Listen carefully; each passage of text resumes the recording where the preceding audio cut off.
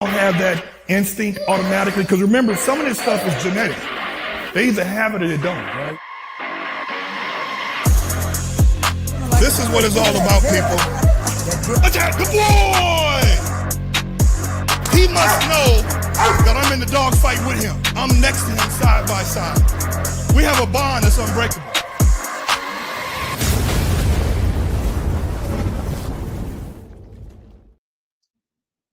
I never get tired of the the intro, bro. The intro. I never get tired of that. Hey, that's fire. Hey, fire. look, that's a fire intro, bro. I'm not gonna lie. Whoever put that together for you, Miles did. They put some elbow grease into that intro. Miles did. Damn, we got 15 people in already. That's because they know it's gonna be hot and ready like spaghetti. Let's go. We give them a minute to come in because we late. We got to give them a minute. Hey man, how's the weather like that in your side of the area, your side of the country? Ashton, how's the weather out there? The snow is melting. We actually had a warm weekend, about 30, 40 degrees. That's called warm. Yeah, in the middle of January, yeah. It was below freezing last week. Mark, you say this view is better than this view right here? Yeah, if you wanted that, yeah, I like the other view better. I just have to. Okay. What do you think, Ashton? Let me see if I can switch to. Me off. I'll see if I can switch to landscape on my camera. I don't know if I can or not. Yeah, you can see all your pretty background, Gerald. Oh yeah, let's do that. No man. I apologize, everybody. Internet's out in our area, so I gotta rely on Verizon Wireless, the old iPhone 17. Right. And I knew that this topic it's not gonna strike a chord, but it will bring awareness, like what we talking about. You know, so like, and I'm gonna give you guys. I'm gonna let more people come in, but I want to say, guys, thanks for tuning in. I got my guys on here. I got Mark from Nemesis Kennel, and I got Ashton from 30B Kennels. And if you guys ever want to follow them, you can go to Ashton. He's right down there, Ashton at 30B Kennels. He's on Instagram, TikTok. He's killing on TikTok. He's on YouTube, but also he's got his own website. He's got his own, and he got a new logo with the real dogs on it. Hey, we going full sale 2026. Full sale. Right. Mark, he got some good boys, man. Vito and RoboCop. Oh no. Yes, sir. Appreciate that, man. Appreciate that. And Mark, hey, no competition, man. We working together. But it's good competition because that's how we improve each other. You know what I'm saying? That's how we got to get better. Me and Mark gonna do a breeding. That's right. Me and Mark gonna do a breeding with Casanova's daughter. Are you in California too, Mark? Absolutely. Yeah. Real motherfuckers. Yeah, I'm in the country, California. I'm thinking about moving to Arizona or something, man. These Midwest winters ain't. I'm getting old. I'm feeling it in my bones now. Well, you know, the Midwest. In Houston, in Arizona, like Flagstaff, or if you go to Phoenix, they get extremely hot, but they can get extremely cold too. Some bone chilling shit, but it ain't nothing like what you got cracking. Yeah, that's why I can't go to Flagstaff. If I go to Arizona, I'm going straight to Phoenix. I'm gonna be right there in the desert. Mm-hmm. I need the heat. I need the hot. I can deal with the heat. I can't deal with the cold. Yeah. So now I got also I said Mark from Nemesis Kennel, and I got Ashton for 30B Kennels. Guys, we're gonna talk about a topic that it's been touchy for me, and I would say I give my life experience about this. Before I got my first male Dobie, I had bought a female Dobie in early part of 2010. I called her Lady. I got her from a breeder in Arizona called Arizona Dobermans. I mean, they got me. They had me thinking, the Warlock Dobermans and the home of the big dog Dobermans. And I was like, ooh, that sounds cool. I didn't know anything, man. I completely know. And guys, before I get into this topic, understand I'm not throwing shade on nobody. All my people that's in my circle and my friends, this has nothing to do with you guys. It's a topic that needs to be discussed, right? Needs to be discussed. We can agree to disagree. Perspectives. Yeah, personal perspective. And so I bought a dog. I asked her, I said, well, first of all, let's go back. I bought another dog from a guy named Bob Dogs. It was Adobe. You know Bob Dogs, right? So I bought Adobe from him. Didn't know anything about American versus European. I bought Adobe from him, a male pup, had him for 2 months. And I said, are these puppies AKC? He said, yeah, they're AKC. And when I got the paperwork, it said American Kennel Canine, not American Oh, Kennel he got you. Club. He got me. Listen, the certificate was about this big and it had a red ribbon on it. And I called the number and the fucking number was a Google number. So He printed it. yeah. So I was tripping. This I put this on my mother's dead body. This is exactly what happened. I was tripping. I'm like, wait a minute. So AKC stands for American Kennel Club. I said, I paid $800 for this dog. I was like, well, that's a lot of money for me. I mean, this is during recession. And I said, I don't want this dog no more. I said, this dog was sold under false pretenses. I wouldn't want it either. Right. So I took the dog and dropped the dog off at the Doberman rescue called Doberman Valley. I just left him there. I tied him to the front door. I called the lady and said, hey, I got a dog for you. It's a Doberman. And I let him go. Then I went and got the dog from that lady out there at Valley Doberman or King Doberman or whatever is in Arizona. And I said, oh, the dog's AKC registered. She said, yes, all of our dogs are AKC registered. I was like, American Kennel Club. She said, yes. Cool. I get the dog. They had to deliver in a transport where the person drove from Phoenix to me. I'm loving it. She come out here, drop the dog off. Yes. Got me a European Doberman with AKC registration. I get the registration and I'm looking at it. Listen, I'm a guy that doesn't read a lot. Like, case in point, people always say that the book for Jurassic Park is better than the movie. I beg to differ. I'm a visual motherfucker, right? I beg to differ. Like, dude, when I first saw Jurassic Park, it was like, man, that shit was lit. Even with Twilight, the movie Twilight, it was like, oh, the book is better. Fuck that. I'm not taking weeks to read that. So I filled the paperwork out and I got the registration back. I got it back. And then when I was thinking about breeding, I read it and it says limited AKC. I said, what is limited, man? I don't know what that means. Like, you can have like 1 or 2 litters. I don't know. You know what I'm saying? And I tried to call AKC and the AKC called and told me and said, hey, you got AKC registration. You can compete in confirmation shows, whatever shows, blah, blah, blah, blah, blah, blah shows. But when it comes to breeding, you can't register the puppies. I said, well, how do I go around that? He said, you got to go back to the breeder and ask for them 3 digits that she had blacked out on the puppy application, right? So I'm calling her. I said, can I get the registration? I said, I want a breeder. And when she turns 2, she said, well, in order to breed her, you got to get the dog's hips and elbows, OFA. Okay, no problem. You got to title the dog. And we're not talking about CGC and CGCA. I said, but those are titles because AKC, those are actually on the pedigree. She said, no, titles outside of CGC and CGCA. I was like, that's bullshit. She said, yeah, but then I looked back at her stuff. Her dogs didn't have none of that.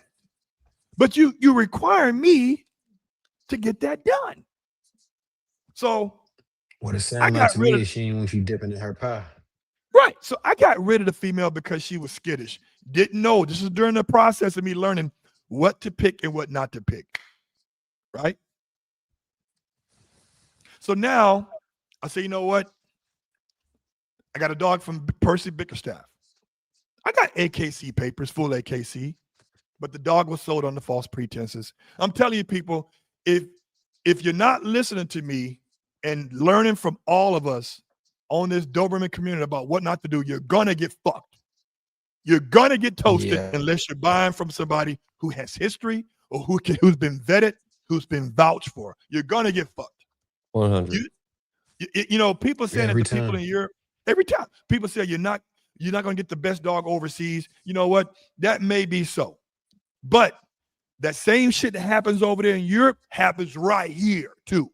They're not going to give you their best unless you really know them and you have good intentions and there's a very good relationship going on, right? Because typically, if they're breeders, they're going to try to keep the best one for themselves to perpetuate the lineage. It is what it is, Mm-hmm. right? Or unless you got long cheddar and you're going to pay that good money and say, hey, wife, we got to sell this best one. Money talks, bullshit walks. So for me, it's like if you're paying $3,000 plus, to me, $3,000 is a lot of money. Now, my mortgage is $3,000. $3,000 or more, you're paying for the vet care. You're getting all of the health testing, emergency visits, food, shots, board and train. Why do I want to be in bed with another breeder for umpteen years just so I can procreate something that's beautiful that I paid for? And I said this, guys, all the time. I'm not buying a car cash and I'm not getting a pink slip. Fuck that. I'm not leasing cars. I'm not leasing cars. Mm-hmm. I give you $3, $4, $5, $6,000. I want the whole thing. Don't let me Mm-hmm. find out, oh, you can't breathe because, you know what? I understand. We talked about it, Ashton. We said it today. It said, are we talking about breeders or are we talking about unethical, irresponsible owners, right? Because Mm-hmm. if you get me Because there's a limited and difference. I There's a breed, big difference. right? If you get me limited, people, here, newsflash. If you get limited AKC papers, you can still get the copy of the pedigree. You can still get all the stuff done that AKC has to offer. Get your little ribbon for your CGC, all that shit. You get it all. But when it comes to breeding them, registering the litter, and red stop sign. So breeders, I think, for the most part, a lot of them, not all, they don't want to give full AKC for number one. They don't want you to water down their lines, which I don't know how that's possible when it's not your lines. It's got other dogs' lines in them. Number two is they don't want you to be a puppy mill. Well, they can still breed the dog. When people ask, well, I know you can't That's the register thing. the litter, you can still breed Uh, the dog.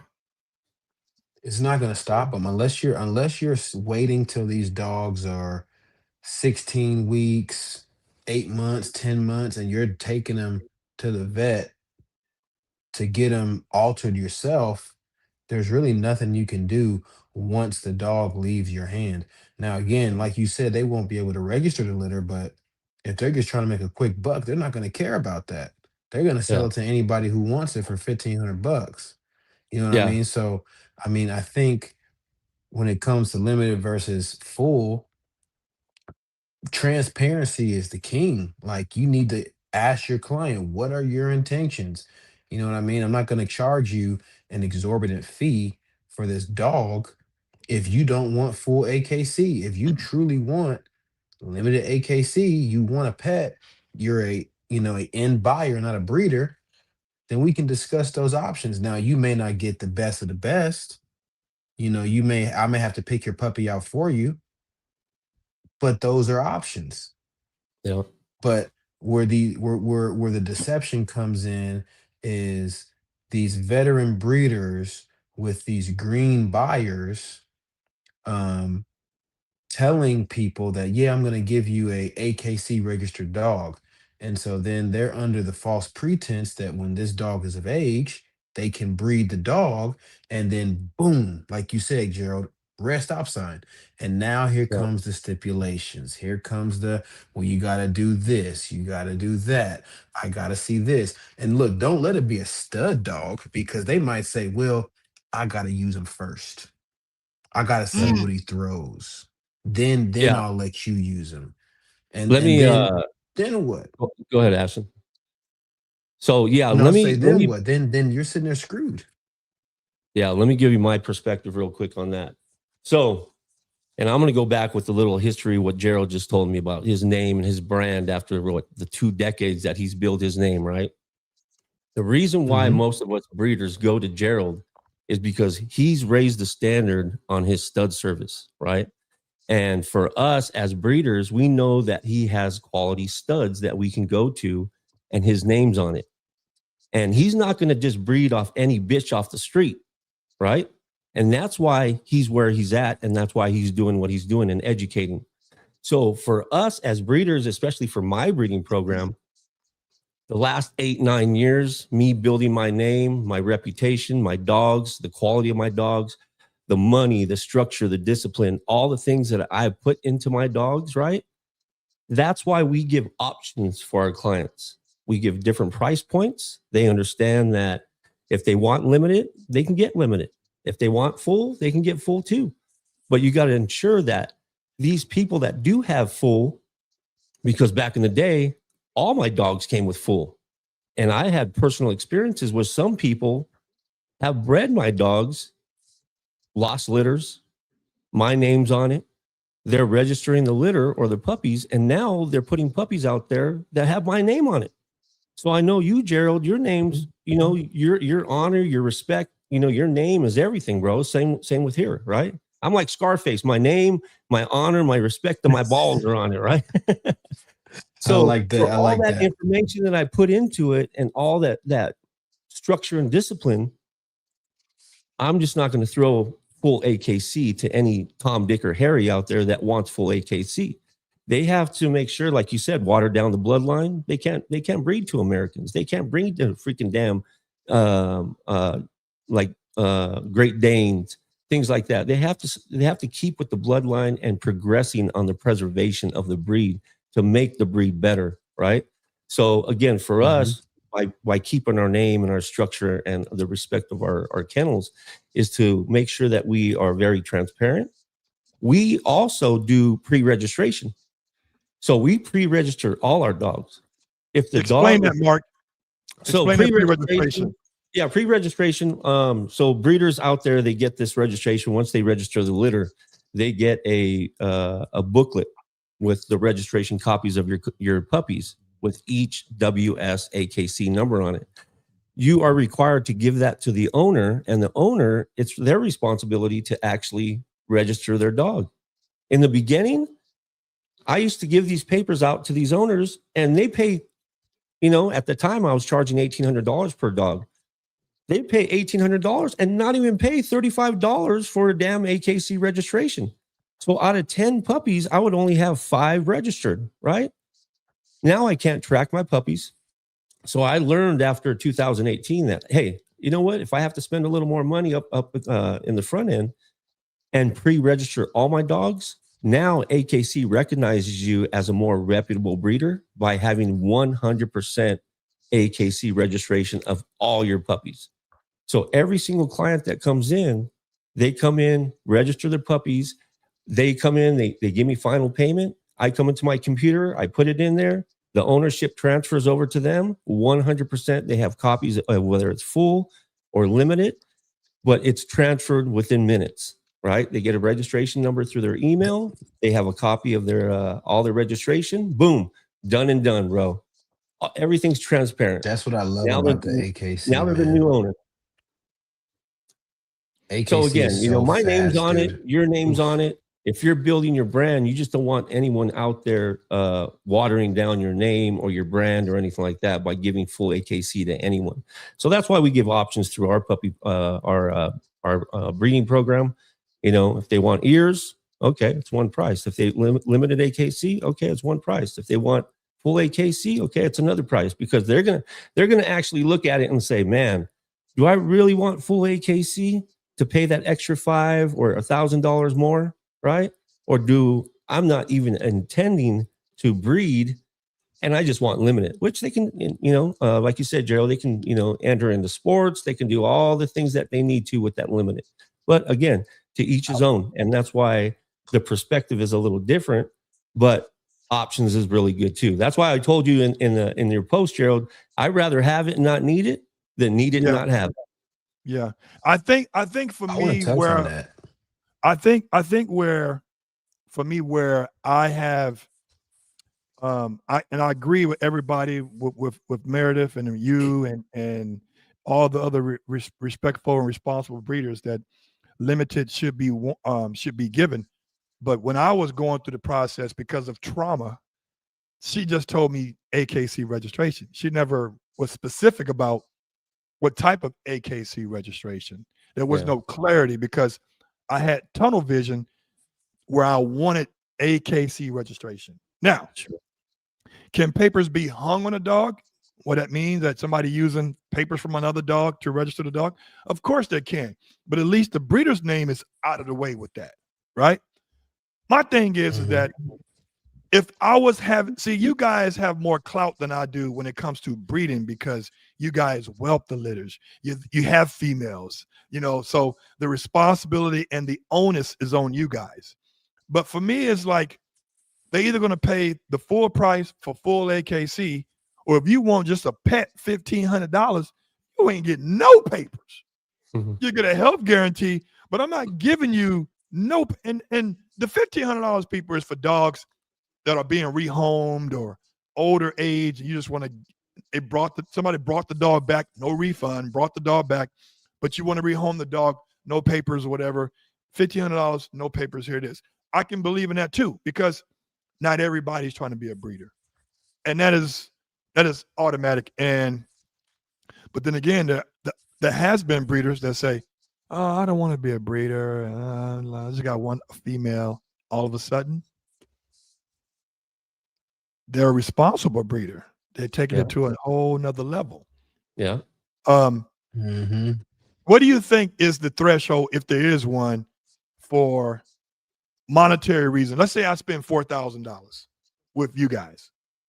You, Mark, you, Ashton. Is that number you think is suffice for limited? Or should you No, say because of the market value, it suffice for full? full. Yeah, for my See, package, and I can only speak for my breeding program for 4K. I'm doing basic obedience fundamentals. I'm doing crate training. I'm pretty much potty training them. Sometimes I even microchip them, right? Plus they're getting the ears, their tails, the dew claws, the whole pretty much whole full 9 yards. Now, unless they want to go further into having them stay with me, then I do boarding. I do, pretty much feeding them. The ears I'm taking care of. I'm having them stand up by the time they pick them up. But then you're losing that bonding time. So again, at that price, full AKC, they get the whole VIP package, man. What about that higher package where it comes with the crate training and all this other shit? Because you got levels with this shit. Yep. see, What it's it's about that it's one? different. It's different for us, man. Because I have to adjust to government market because I come from bullies, right? Where there is, unfortunately, there is no limited anything. There's no pet home anything. Almost everyone who buys an American bully wants to be a breeder someday. So we're used to selling dogs 5, 6, 7, 8, sometimes even $10,000, right? Full paperwork. We don't even have to hear from them again. So going to the Doberman market and seeing that it's a more prestigious breed, but the price point is a little bit lower. I'll admit that's going to be an adjustment for me, but we have much bigger litters. You got to think, like I told you on the phone earlier today, Gerald, in a pocket American bully litter, you get 4 or 5 puppies, you are on your hands and knees. Thank you. Thank you. Some of these Doberman, they having 12, 13, 14 pups. And I'm gonna tell you guys right now, it ain't a lot of people that want to spend five, six, $7,000 on a puppy at one time. You might get one every here and there, but somebody who wants to spend 10 grand, 14 people spending 10 grand on the same litter, you might play the lottery, you know. So to Yeah. answer your previous question, Gerald, I think 4K is a good price point for a full AKC Doberman. You know what I mean? With ears and tails. And I want to touch on that too, because I've been seeing a lot of jibber jabber in some of the Gigabyte Gangster Doberman forums. They say reputable Doberman breeders crop and dock the whole litter, no questions asked. How do y'all feel about that? Well, the breed standard says that the ears should be cropped and the tail should be docked, right? Now, Mm-hmm. the controversial topic of that is first of all the tails going to be done. If somebody don't want the tails docked, docked and the ears cropped, they got to pay up front everything. Because if you want to back out, at least we know that we can sell this dog all natural. 100. You know what I'm saying? But Because natural is hard to sell, believe it or not. Natural is hard it to is. sell. It A is. lot of It is. risks. And for me, it's like the new thing and Mark, you guys, and Ashton, you should be seeing this too. A lot of the European breeders, they are cropping and docking at the same time. They're not docking the tail 2 days after they're born. They're doing the tails and ears at 8 weeks because it's so many complications come with docking the tails at 3 days. The mama licking them, the stitches come out, you get the nub, you got to restitch it, and then they're still nursing, and the mom is steadily licking. Now, like even Casanova, when he was brought over, or when Gaius was brought over, the docking and the cropping was done after they was not nursing anymore. How do you guys feel about that? Especially you, Mark. I'll let Yeah. Mark answer that first. Yeah. Mark's the For more me, veteran, so Gerald, I'm you gonna let know him how answer I feel first. about that. As a preservation breeder and breeding for health and looking for the risks and being very proactive and not reactive, you know about Happy Tail. Happy Tail with working dogs, they can actually break their tail. They have to actually be amputated. So by that time, you have to pretty much amputate the dog's tail, which is actually grown into the vertebrae already, right? So I rather have a little scar tissue at the end of the tail than actually demean my Doberman in a way where his structure's off, his balance is off by having that long ass tail. And the next thing you know, he breaks his tail at some type of joint. You got to take it into the vet, and the vet says, you know what, we have to amputate your dog's tail. So same thing with dew claws. The reason why we remove dew claws is because with sport work, Dobermans always use their paws. They'd be pulling that shit out on the decoy, on the sleeve, on things like that. So that's very painful for the dogs too. So we don't like to do that. With the ears, same thing, 8 weeks old, earliest you can do them. But if you want a floppy ear, they get ear infections, yeast infections, hematomas. And then what you have to do with the hematoma, you got to take it into the vet. The vet says, you know what? There's so much blood coagulating in the ear. We have to remove the ear. So why not be proactive and do these things for the breed to keep them healthy than to rather risk them down the line? So again, that's my perspective on it, and making sure that we always do certain things, like especially the tails, between 3 to 5 days. Little cartilage, take it, one stitch. For me, not everyone's like this, man. I pretty much gave up my life, my whole 35-year career, to take care of my dogs and focus my dogs. So I'm with them 24/7. I'm watching them. I don't get no sleep for 8-9 weeks because I'm overprotective of them, right? And I'm always watching them. So again, you want to be a breeder, you want to give up your life, pretty much your freedom. You ain't going nowhere, man. I haven't gone nowhere in 5-6 years. I have puppies every 3 months. I have dogs that I have to take care of. I got training, I got, boarding, I got all types of things. So if you want to get into this particular game, as we say, you pretty much have to make sacrifices. Yeah. Yeah, I it's tough. I it's tough. For me, and I hats off to all the breeders. Like I said, I get it. I'm like a single man. I get to stick and move. You know what I'm saying? And and so it's I understand that people do limited. I get that. But at what point, what the standards that are being required to get full, are you thinking that the standards are being done to the actual breeder's dog, or are they just gatekeeping because they want to be the only one with the bloodline? Are most breeders really trying to be responsible by giving you limited until you get the proper documentation done? Or they surely just gatekeep, like, I don't want nobody to have a no lines of mine. Because here's my I here's my think here's, it's a mix here's, of here's my both. here's my concern. It's a mix Here's of my both. concern. But here's my concern. It if somebody comes to me, like when I got that female, I was like, man, I ain't finna tell her I'm gonna breed. She may not want to give me the puppy. Most people are gonna say, well, they ain't trying to breed, but in the back of their mind, they probably are want to breed because it's a beautiful dog. But if they tell the breeder, I want to breed, then they may not sell us the dog, or they may not give us full AKC registration. I mean, it's a Yeah. double-edged sword. But see, Yeah. that's where seller transparency comes in. Because as a seller, if you present the options before the buyer even inquires, there's no gray area. You don't have to lie to me. Listen, if you That's want to right. breed the dog, I'm going to give you your outlet to breed the dog. I'm going to make sure you get a dog that I deem as a high quality, good representation of of what I created. If you tell me that you don't want to breed the dog, again, I'm not gonna let you get the first or second pick, male or female, and you just want limited AKC. No, you're gonna have to get. You might have to get the dog that he's a little derpy.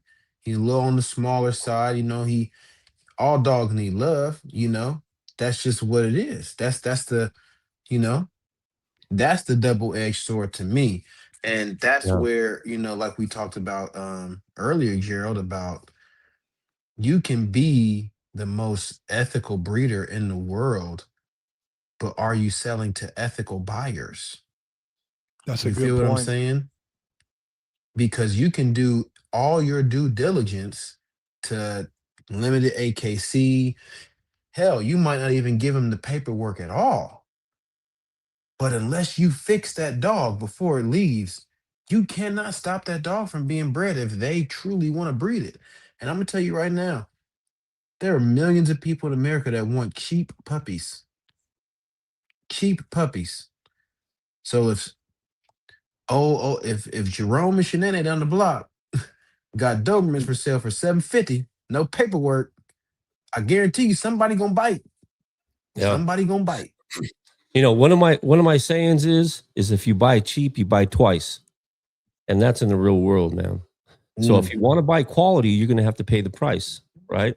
And especially from us as reputable breeders that stand on the breed and do what's necessary to ensure all the ethical things that we need to do, like the health testing and OFA certification and all the other all the requirements that, instill of the quality of the breed that we breed. So for us, in Nemesis Kennels, we started an application back in 2018, 2019. It's actually gotten a little more robust as time goes on because I've learned from clients of what necessities they need, and not every person has the same needs, right?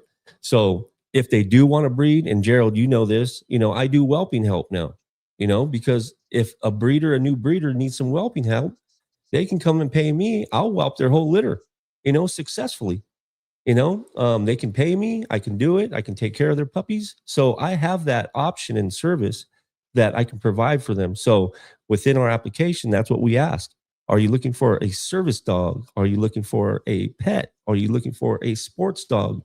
Are you looking to breed? Now those four options are there, right? So if they're looking to breed and they tell me, hey, I'm looking to breed, and they write it down there, okay, cool. I love it. Make sure that you get full AKC. This is the package that you're getting. And then I can actually walk you through your first breeding. I can help you because I want you to make sure that you have a successful litter, right? So I'm there 24/7. You guys can call me. I'm on the phone walking you through it. I tell you all the necessary things that you need to buy, like the NutriCal and all these different things, how to whelp. If you see a breech puppy, that's no biggie. If you see a twisted puppy, you got to be concerned. They should be whelping after every, hour and a half to 2 hours, or you have to stimulate them. All these different things that we grow from experience, right? And that's why I always talk about the proof is in the pudding, right? Because you have experience of all this information that you can give back. So again, experience pays. And I think sometimes when you're newer to the game, you try to put your best foot forward, but it doesn't always happen like you want it. So I always kind of lean on people that have done it more than I have.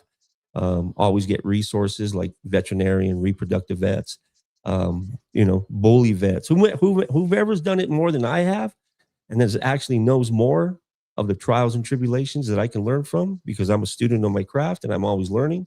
That's the best information you can get. My I mom always had a saying that it's more than one way to skin a cat.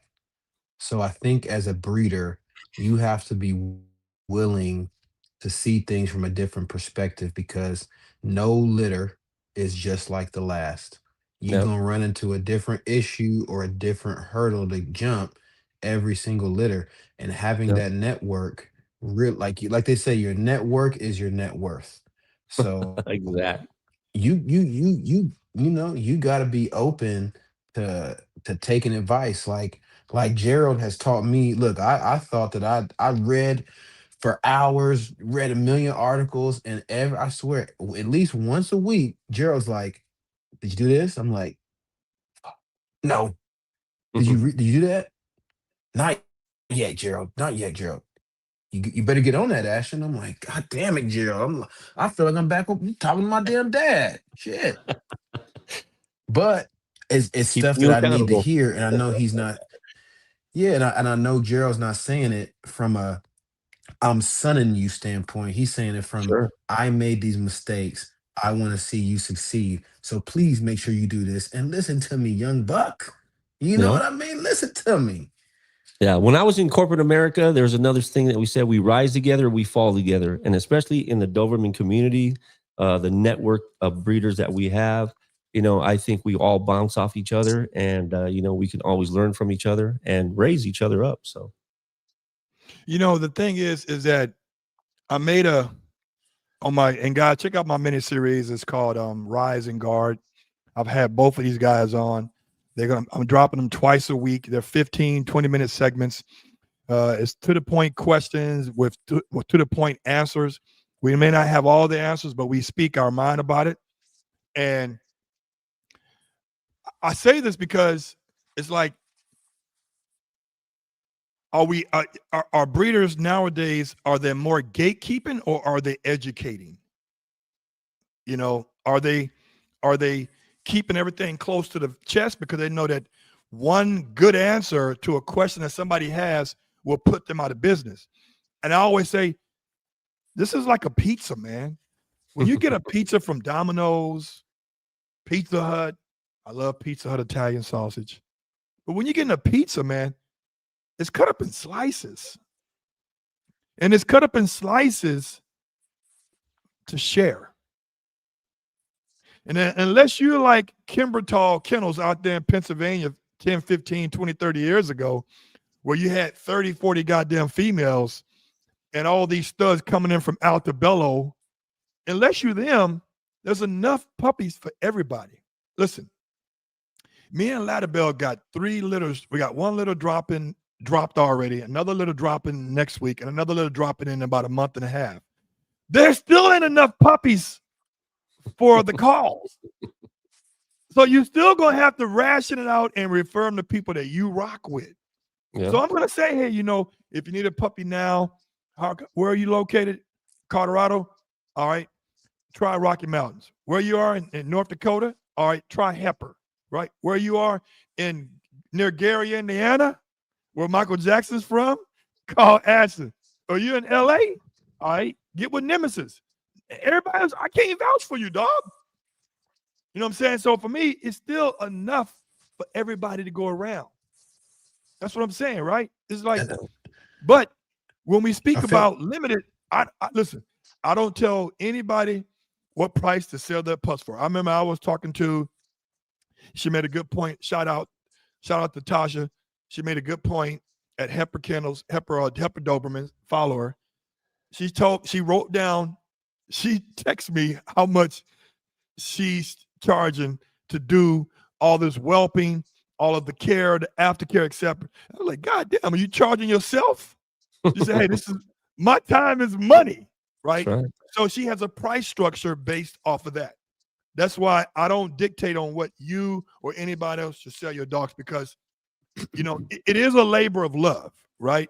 But then what are you neglecting? Like they got a ranch, bro, a real farm ranch. I'm talking about the land is farther you can see, and they got thousands of fucking buffalo, right?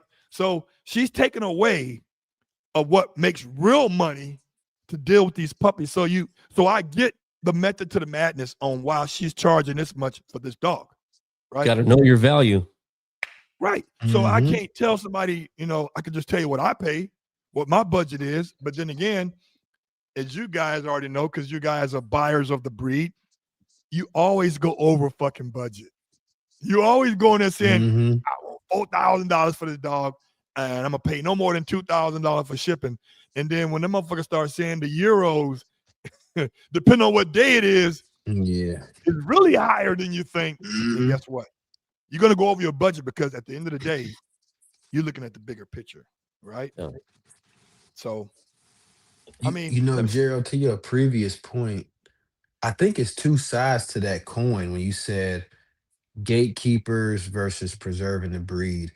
When I look at people like myself, Nemesis, you guys are helpful breeders, right? You love the Doberman breed. You want people who want to educate themselves, experience the breed. You want to make sure they have a positive experience. But then you have the other side of the coin. And I feel like that's the TikTok side, right? Where it's almost like people are trying to steer everyone away from Dobermans. They're like, oh, it's becoming a fad breed Oh now. my God, Everybody yeah. wants Mhm. one now. And it's like, bro, I'm gonna tell you guys, as somebody who bred American bullies for close to 10 years, pre-pandemic, people didn't even know what an American bully was, right? We were still getting called pit bulls, low riders, staffies. Nobody really knew what it was except for our niche community. After COVID, the breed blew up. Now it went two ways. It went the exotics and it went, the American bully, right? And you got pocket, standard, XL, etc. I didn't get upset when everybody wanted an American bully. You know why? Because I love those dogs. I live with them. I experienced them. I bred them. So when people will come up to me and want education on the breed, I'm not going to steer them away. No, I'm going to tell them the pros and the cons of the breed. Every breed has pros and cons. But these people want to be in your world. You feel me? Yeah. And I think the common misconception is, and Nemesis, you can probably attest to this more than anybody right now. They think that everybody wants to breed Doberman, but Doberman, they're like the Cadillac of dogs. Like everybody not built to breed those dogs. You know what I mean? Everybody's not. They're a very vocal, sensitive, and emotional breed. You give one Doberman too much attention, the other one's mad at you for the rest of the day. You Yeah. know what I mean? So I think that people have this false pretense that everyone who asks about the breed, is interested in the breed, wants to get a puppy, is attempting to be a breeder. And they're not. People just like the dogs. Correct. They're a beautiful breed. They're a beautiful Yeah. breed. So, I say this to the TikTok gatekeepers, to the I'm gonna call out every breeder and tell you if they're ethical, if they're not ethical, if you should shop with them, if you should not shop with them. Let me tell you something. You're not gonna stop nobody from wanting to spend their money. You're That's not gonna right. stop them. If they like what that guy down the street got, they gonna spend money with that guy down the street. I'm sorry, baby. Just stop it.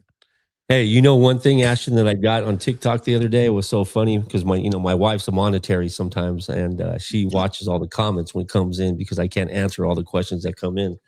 And some lady says, I'm already excited for this one. Tell me, tell me. she says, this lady says, because they're asking me, are they American or they European?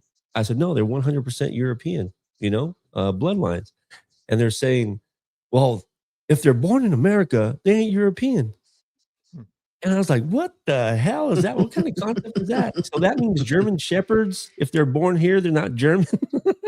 If they're Frenchies, they're not Frenchies. If they're born here, I said, I don't understand that way of thinking, So yeah, that's so funny. You get all these little TikTok people up there, and it's funny. But that's a way for us to go live. It's a little more acceptable to show our puppies because for us, I'm very transparent. So from the day they're born to the day my owners and clients pick them up, I go live pretty much every single day. They see how we desensitize them, how we structure them. We do aptitude testing, temperament training. I mean, we do all types of different things, but everyone's gonna, have those people that have those comments. So yeah, it's pretty funny, man, how TikTok is though. Look, You the know what? funniest comments for me, man. Oh, go ahead. My bad, Gerald. Go ahead. I want to answer this question, and I want to reiterate. Shout out to Quake C4. He's asked the question like, do limited breeding rights go hand in hand with AKC limited registration? I'm purchasing a puppy with breeding restrictions until full health testing is complete, which I fully understand and accept. That is correct. With limited breeding rights, limited AKC, it's the same thing, Yep. just said differently. Sure. I think this breeder he's buying a dog from has a great intentions with, okay, I will let you have full breeding rights, but you got to get all of the health tests. Now, to what extent the health tests, whether that means getting the hips and elbows or if they're certified at the age of 2, that's going to be between you and them. But yes, check with them on that, on how many things have to be tested. Requirements. So you get with them. Yes. I want to touch bases on that TikTok shit, man. I'm trying to be real cool with this, man. Real cool. I'm trying to be No. Let it go. Let it go. I'm trying to be real cool. Full out, man. So everybody knows that, if you're on my team and you friends of mine, if I saw a shirt and the shirt says, I don't fuck with people who. It says the T-shirt has them in letters. It says you had to figure it out because it had only the alphabets. It says I don't fuck with people who my people don't fuck with, and it was called I don't. It had the letters up there, so you had to what the hell IDFW, like what the fuck was that? Like, so let the truth be told, I don't fuck with people who don't. You know what I'm trying to say. Right. And I don't fuck with people who fuck with people. You know what I'm trying to say. But these people, the vitriol of them going after William Regal Doberman is astronomical. And they're not going after the person that bought the dog. Yeah. Nobody's fucking with Simone. Sure. Everybody fucking with William.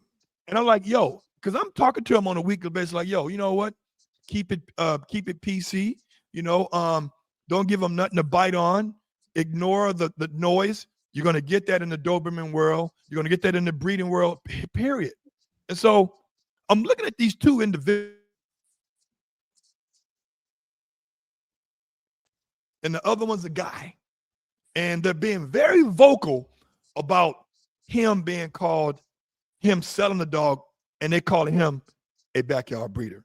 They not knowing anything about this guy past, not knowing he'd been in the military, not knowing he served his country, not knowing that he's an actual veterinarian. They're not knowing this.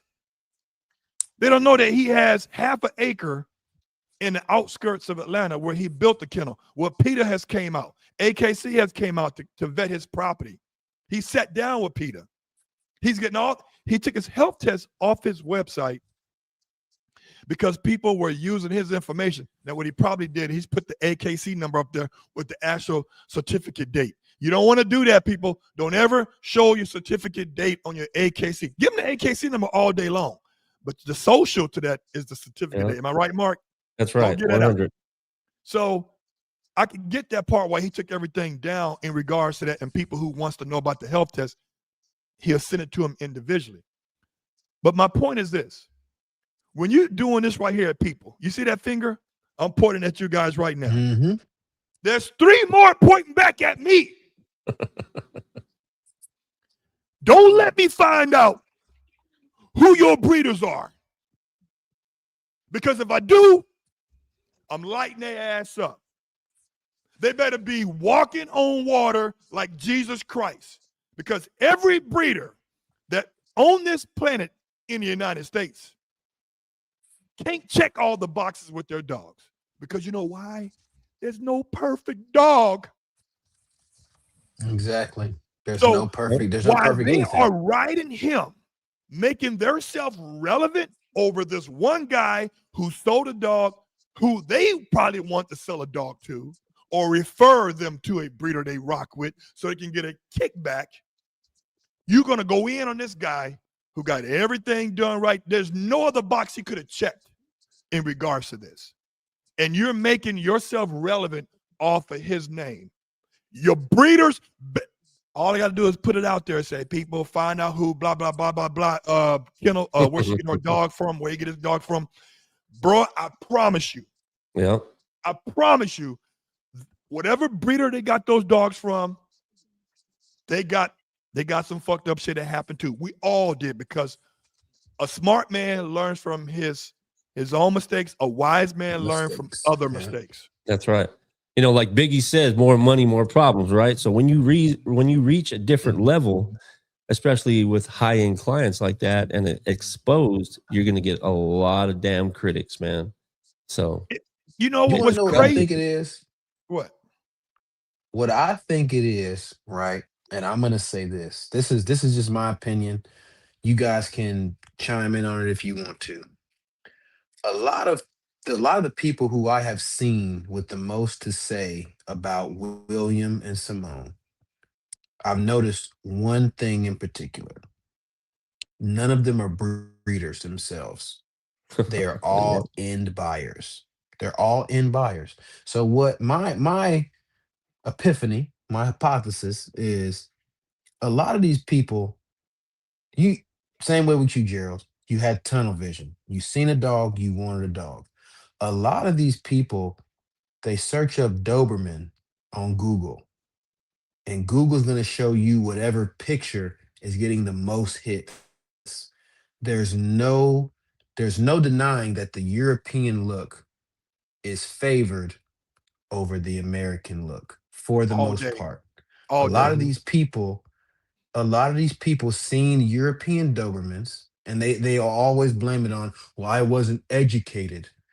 They see European Dobermans, they want them, and they get sold an American Doberman. They love their dog, so they're forced to advocate for their dog. So now, when it's time for them to breed their dog, and no one's checking for the puppies, they have to attack the people who are getting the sales, the people who are getting the clout, the views, the clicks, right? Because reputable and established American Doberman breeders are not focused on European Doberman breeders. They don't care, because they gotta worry about their clients. They gotta worry about taking their dogs to the AKC and showing them getting those pretty ribbons. They don't care about what we got going on over here. It's the people who are envious and jealous. They're the ones that are talking the most, the ones who want the clout, not for what they can produce in that whelping box, but for what jibber jabber they can spew out their mouth on TikTok and get however many millions of views. So, that's right. William, if you watching this, we support you, brother. I support you, William. Hey, there's a saying that you guys probably seen. It says, I'm not taking constructive criticism by anyone that hasn't constructed shit. You know what? Mhm. Hey, what's the other one that the guy said? Everybody want to do big boy shit until it's time to do big boy shit. That's right. That's right. You know, 100. the crazy part about it is that had he sold the dog to anybody else, nobody would have gave a fuck. He has sold dogs to I'm not going to say the other people because it's all on. You can already search it on his Instagram. But he's sold some dogs to some high end clients. I'll be honest with you. I wouldn't mind. I've sold dogs to high end clients. Ben Simmons and Flex and Steve Harvey. I mean, usually like Steve Harvey's wife Margie has never plugged me one time. But when I tag her ass, she ain't saying it ain't coming from me, right? The people that mean the most to me, that I cater to the most, are the average people, man. Those are your supporters. Yeah. Mm-hmm. And it's like everybody's making. So when I was talking to him, he said on my podcast. So I'm not telling you something in confidence. He said on my podcast, he said he went to PETA. He went to PETA's headquarters, and they had a talk. And they said, PETA at the end of the day said, we want you to neuter and spay all your dogs. And he asked the question and said, hey, if we do that, where are the purebreds going to come from? You go to the rescue and we just get mixed breed dogs now? He said, that's why he said at one of his reels, the Doberman is gone. The Rottweiler is gone. The Shepherd is gone. And people took that 30-second clip and didn't even watch the hour-and-a-half video where he had 2 paragraphs before that shit. And my thing is like, it's no winning with nobody. They want you to adopt and don't shop. Now, here's the deal. Some people, I'm not saying their names, they buy the Doberman, and you guys know who we talking about. They buy the Doberman, but then they rescue a few animals to like make it look like a cake that's been baked with and been glazed with lemon glaze, but it's actually really piss on there. It's baby powder. Because you rescued one animal, but you bought the one that you want to give shit on. Let's talk about it. You ain't riding those folks where you bought the other dog from that's a pedigree dog that you rescued. Dude, there's a lot of fucking Malinois that's being sold every day. I see, dude, it's amazing. Like the Malinois is the new Frenchie, man. It's like I see soccer moms, plain yogurt granola soccer moms that got infant babies, and they popping out It's the a damn dangerous SUV. game. It's a dangerous Yeah, they popping game. out the SUV, going hiking with 2 strollers, 2 babies, one 1-year-old, one 2-year-old, and a Malinois on the side. And I'm like, wow, the Malinois is high strung. And you're telling me that we got a problem in the Doberman community? How about all these Malinois that's spinning around in a fucking crate because your hiking is sleepwalking to them? Mm-hmm. That's why you're able to rescue Malinois, rescue other breeds. You know what I'm saying? And at an alarming rate.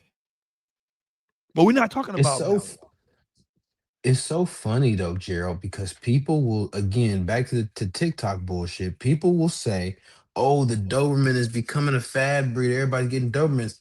Have y'all checked the AKC most popular breeds? Doberman ain't even cracked the top 10. No. They ain't cracked the top 10. So let me shut up. It's weird, man, It's because crazy. it's weird because so now we get back to the topic because we've ventured off. I see now you guys are making me see a little bit why limited versus full. But let's say we made a standard of I give you full AKC. Once you get all the Embark DNA testing done, whether you get it from Embark or AKC, let me stop plugging Embark because I ain't got paid one damn. They ain't giving me no discounts on that. Right. They gave me no discounts, people. Let's say many dogs tested. no. that you get the DNA testing done, whether it's through UC Davis or whatever, and you get the hips and elbows OFA certified, not pre-hip exam. You think still could they come back and get the full, but do they have to pay extra to get the full that's when they've already spent the money to for the proper documentation? Which one you think is that best? and that's the gray area right there, because it's like, okay, we're gonna throw out some numbers here. Let's say you tell me, Mark, if this sounds right. Let's say $2,500 for limited, 4,000 for full AKC. So let's say we have a prospective full AKC buyer, and we say, all right, pending health tests, I'll give you full AKC. Do you take the $2,500 then, and then the $1,500 down the road, or do you take the whole 4,000, and if the dog don't pass, you give them a portion of their money back? What's the best route Woo! you would take? Because Woo! you've been in this Well, scenario before. yeah, for me, if I'm gonna actually sell to a potential breeder, I'm gonna make 100% that my sire and dam is 100% clear of everything, and to ensure that whatever they purchase is going to be a breeding aspect, right? Now, if they Hmm. have one copy of VWD, I always ensure that they don't breed to another dog that has VWD, or vice versa with the DCM or anything like that. So those are the requirements. I always look for it. Like, if you want to pay for it and you may never need it, then at least you have it. Like in my instinct back in 2016, when I had Nemesis and I got him from Gerald and Tara and Gloria, I wasn't going to breed, man. My wife just wanted a dog because she loved our female after 2 years, and I came back to Gerald and I said, "Hey, let me see if I can breed Nemesis with one of your other studs." And he's all, "Well, you have to do this, you have to do that, you have to do that." So I think with the requirements that's needed to actually go forward in the breeding aspect, I think those requirements are needed. But that price range, I think if you are potentially thinking about breeding, it's going to be cheaper for you to pay. For us, it's 3,500. We just add extra like the microchipping, the crate training, and things like that for four.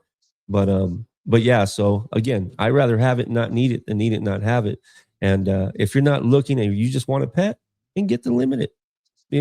But if you're going to come back at me and say I want full, then you're going to pay the difference of what I normally charge in What initially. What? Uh-huh. what happened when I know out of all the puppies sold, somebody who paid the limited, they was like, wait a minute, man.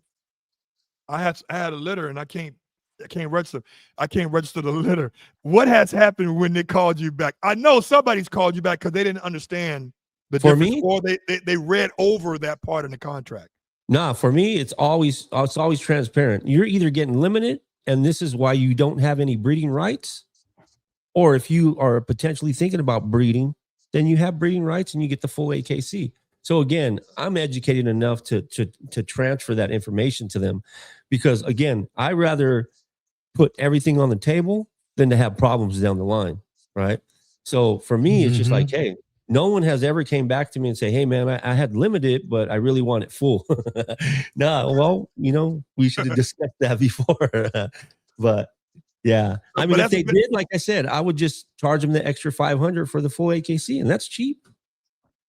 But Ashton made a good example though. He said, "What if somebody pays the full, say 4,000, Mm-hmm. and we put numbers out there, people, but there's packages that's involved with this too. But let's say 4,000. You know what? Let's go. Let's go with Meredith. Let's say 8,000 full AKC, right? Because her program is different, Mm-hmm. and she'll explain to you her program why her dogs are structured a certain way. But let's say 8,000, and then the person gets the dogs tested, and the hips are dysplasia after 2 years, and they have, well, let's say just stop at the hips, Mm-hmm. but both parents' hips were good.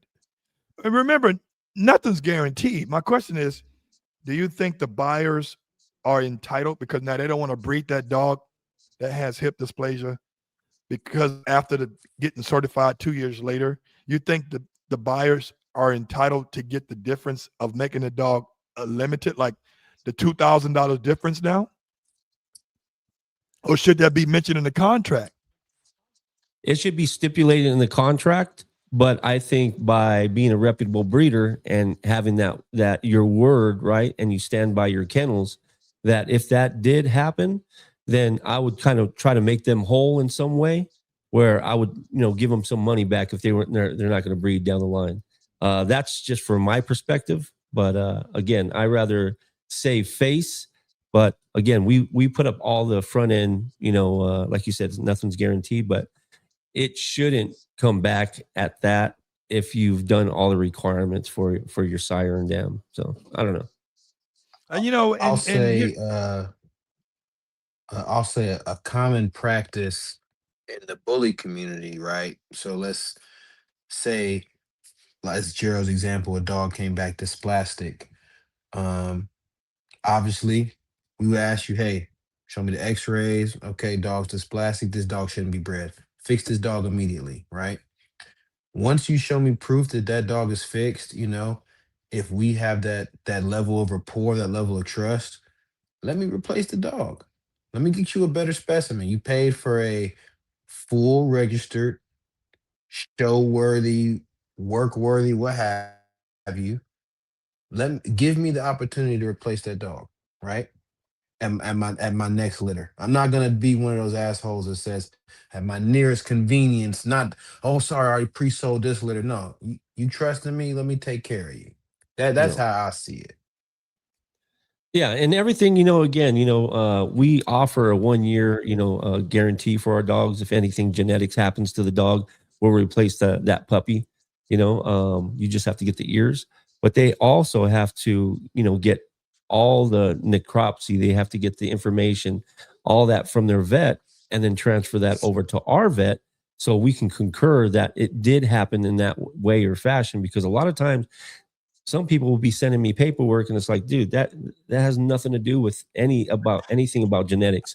You had this dog for 4 years. Mhm. Maybe it was the care that they were under that, you weren't a responsible owner in some way or fashion. So, for me, they have to have proof. And we will concur with their vet and my vet. So here's the thing, guys, with the hips being OFA certified, because that's all I know. I go to SoCal Riverside, and they do a very good job. This is my opinion. When you get the hips OFA certified, check with your vet to see if they do OFA X-rays. Your vet is not the person that's going to tell you whether the hips are going to be good, fair, or dysplastic. Okay. yeah, All he's going to do is take the exam, send send it it out. off to OFA, and they're going to do the interpretation with 3 vets. Whatever 2 of the 3 vets say that the examination interpretation is what it's going to be. If 2 out of the 3 said fair and 1 says excellent, it's going to be fair. If 2 out of the 3 says excellent and 1 says fair, it's going to be excellent, right? So, but here's my word of advice. Don't go to a vet and don't go to a vet and then have the vet to put your dog under to get the exam because he's shaking too much or moving around. I always say, have the dog natural. Don't have him under anesthesia when he getting his OFA exam, because here's the deal. The x-rays, the interpretation is being done by OFA. They don't know if your dog was under anesthesia or not. So now, while the dog is under anesthesia, Show different results. He can be too relaxed. Mm-hmm. And now the hips look dysplastic. You want him to be aware and his hips tense, where they give the authentic review of the hips in live motion or in a conscious state. Don't do it while the dog's under, because he just won't lay down. Listen, them vet techs see this shit all the time where dogs are fidgety. They know that they press that button and then it's okay. These are good pictures. Don't put them under. What do you guys say about that? Yeah, I agree. I agree to that. And I think certain tests you can get normal or excellent, or you can get fair or normal. I think it's either the elbows or the hips. I'm not sure which vice, but I know our dogs have some excellent, some normal, and then some fair. Yep, I agree. Like you said, if the dog is just too relaxed and he just loses a goose, limp, gimp, it can tell a completely different story. Yeah, I I, I concur. Yeah. Let me ask you this. Let me ask you this, guys, before we get out of here and we take some questions and comments before. Where do you guys see the the breed going in what direction in regards to the well, we know that genotype wise, I mean phenotype wise, that is going towards the fact that the more impressive look, the European look, right? But in regards to the genotype, what do you think, guys? What do you think the breed is going towards? And what I mean by that, let me elaborate a little bit more. I see that the breed is still going in a direction where it's all about the looks and not about the workability. They're breeding the most mildest ones in that litter to the most mildest females, and they're kicking out great looking dogs, probably perfect health, but they have the prey drive of a 1 month old baby. There's none. Where do you guys see the Doberman breed going? In what direction? Go ahead, Ashley. I feel like it just depends. I feel like it depends on who you ask. I'll say that because we have some people who are breeding, and Gerald, we've talked about this on previous lives. A lot of American buyers just don't have the time or the outlets for high prey drive dogs, high energy dogs. So there are a number of breeders, especially American Doberman breeders. They're breeding for that milder temperament. Like when I see, these videos and they say, oh, the Doberman's so sensitive. You see these derpy pictures of Doberman with birthday hats on, their ears down, and they're just looking all, bright eyed and bushy tailed. But then you got the other side of the coin, you got breeders like us, and we're breeding badass dogs all around. I feel like soon there's gonna be a clearer line in the sand because me personally, I don't want no skittish dog. Yeah, I told you, Gerald, when I first started getting Doberman and those first two males didn't cut it, they had to go. Simple as that. They had to get out of here. And now every dog gets tested, every dog gets tried. Do you have the courage? Will you bite something? I didn't get you just because you were handsome. I got you because you were bred to be a personal protection dog. Yeah. So as far as the genotype on where the breed goes, I feel like there's going to be a clear line in the sand. You're going to have to really do some research on, do I want a calm dog or do I want a dog with some fire behind him? Yeah. Yeah, I agree in somewhat. We pride our kennels in a lot of confidence in our dogs.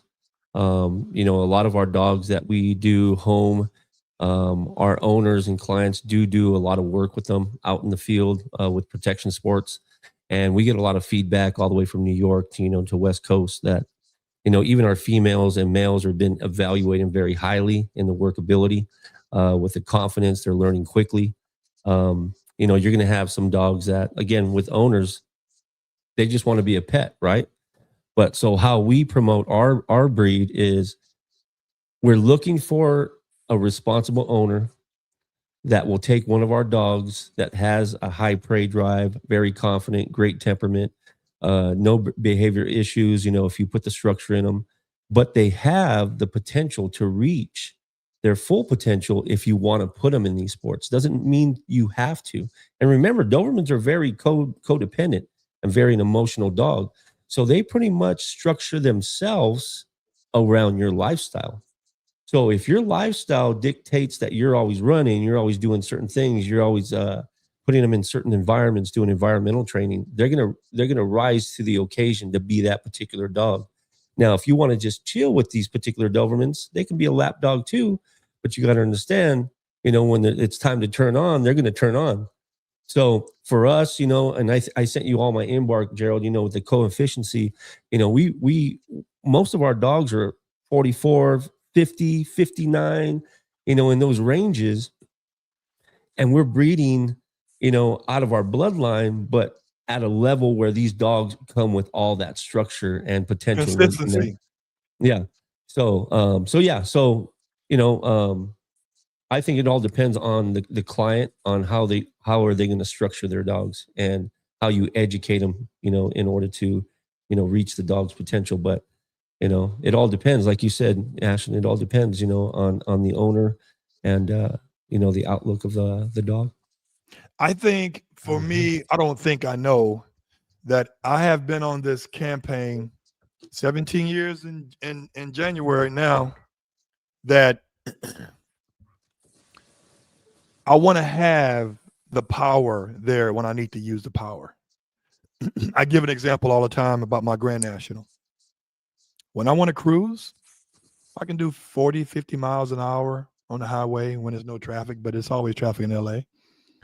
But when I want to gun it, ain't too much nothing fucking with me on that highway on a cold night. Period. Because it's an intercooled. So for me, it's like I've been strategically breeding to females that have some workability, right? Therefore, I even the chances, because I know my boys, you guys know, I'm not keeping no dog that's not showing the signs that I want up at 5 or 6 months. Facts. Because, I got Alonzo and Brody are the trailblazers. They are the standard for me, right? So if I breed my boy to a woman, to a female dog that has the ability or shows the signs, then I'm just increasing the chances so that when and if people want to do rally sport, dock diving, barn hunting, course luring, IPO, ring sport, PSA, Mondio, personal protection, they have something to build on. That's right. They have something there, right? I have a friend of mine, I call his name out, Laddie, is king of the white Dobermans. That's all he breeds is the off-color Dobermans. And I asked him everyone, he got another white Doberman because one of them he had to put down, they had cancer. And this white Dobie, he said, he has no drive. He doesn't go after nothing. I said, well, Laddie, you used to having dogs that have a little bit of drive because that's how he gets the dog to stand on their hind legs and bark for people and all that Venice Beach shit, right? And for the first time, he's like, dog has no drive, but he's a white dog. I said, Laddie, that's not you. And to me, it was like, that's kennel blindness. That means that you're in love with the dog. I get it, but he can't be a demo dog.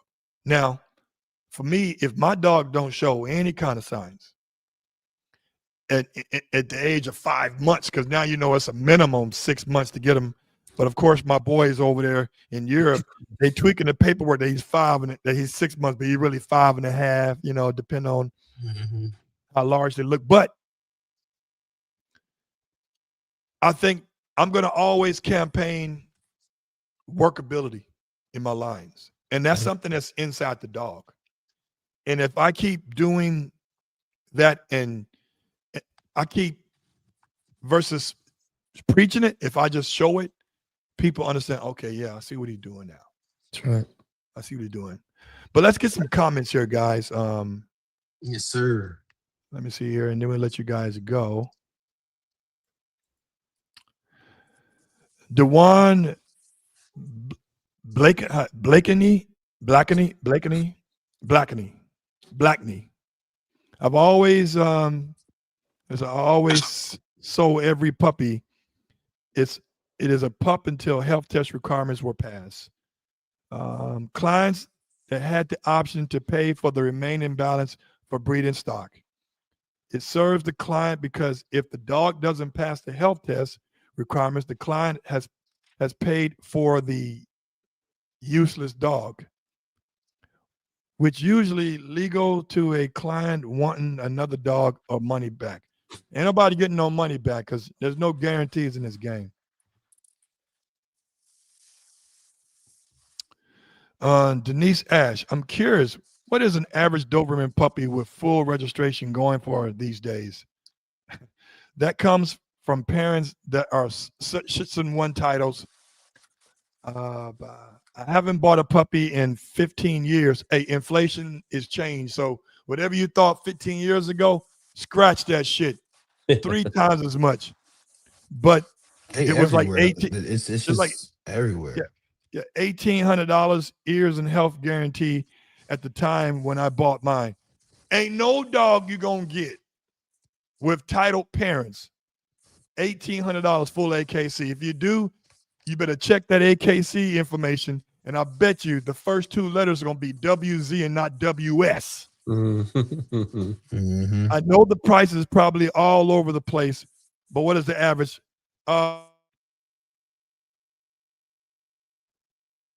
35 and 45. That's the average. Like I say, there's breeders out there charging $8,000, $6,000. I mean, listen, the prices dictate on how much the breeder has actually put into the breed to justify her cost. What do you guys think? Yeah, Yeah, I agree.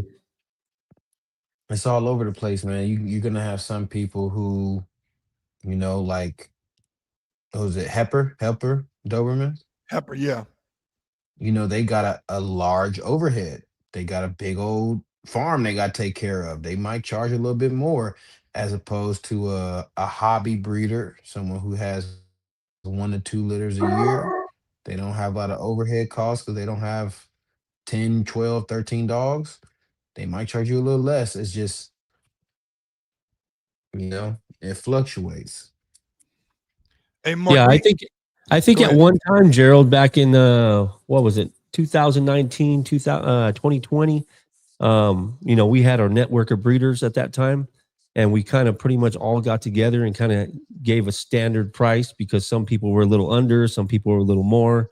So we're like, hey, let's just make one standard price so we can all benefit from it because, a lot of people were fluctuating. Like, why are you charging 4?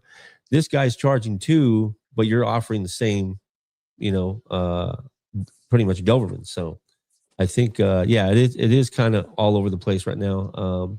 Again, for full AKC, some of our dogs are titled, some of them are not. We pretty much charge the same price. Doesn't matter. Quake C4 said, do you guys believe routine blood work should be a part of the responsible breeding program, or is it unnecessary once the dog passes standard health testing? Now, here's the deal.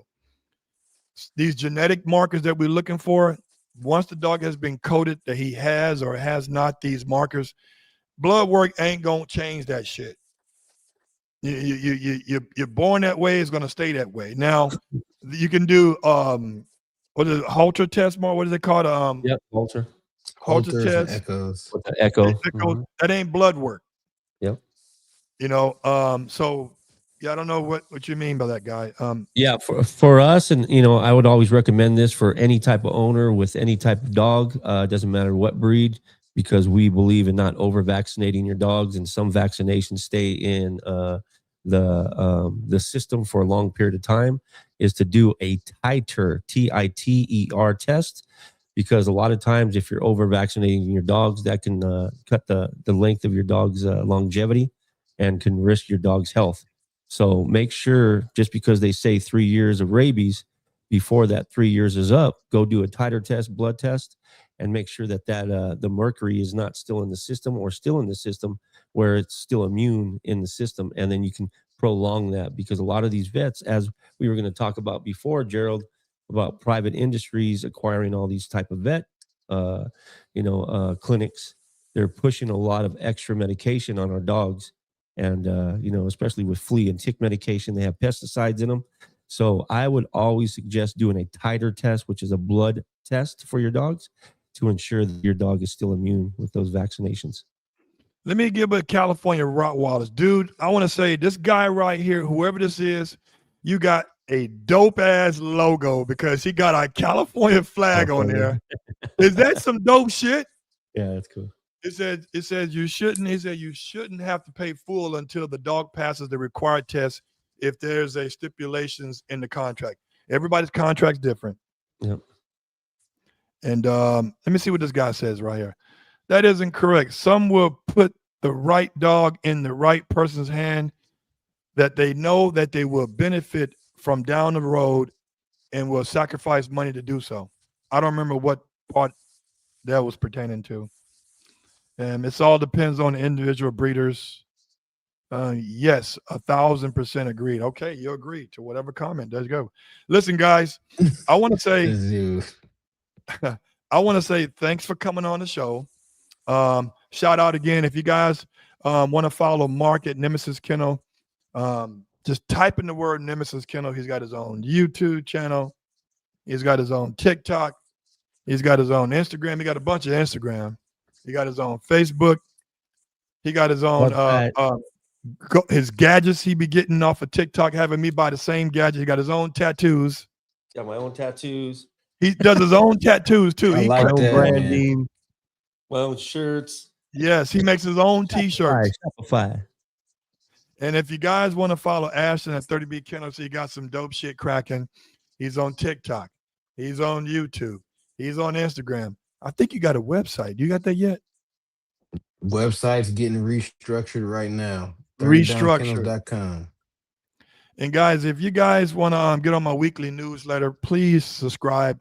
The link is in my bio on YouTube, on Instagram, on TikTok. Click on the link.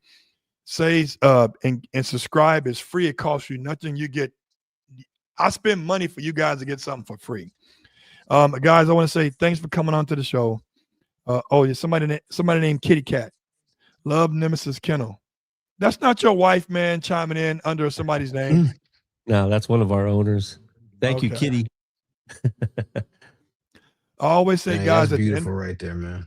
Appreciate it. I always say, guys, at the end of every podcast, stay resilient, but be responsible. Until next time, peace.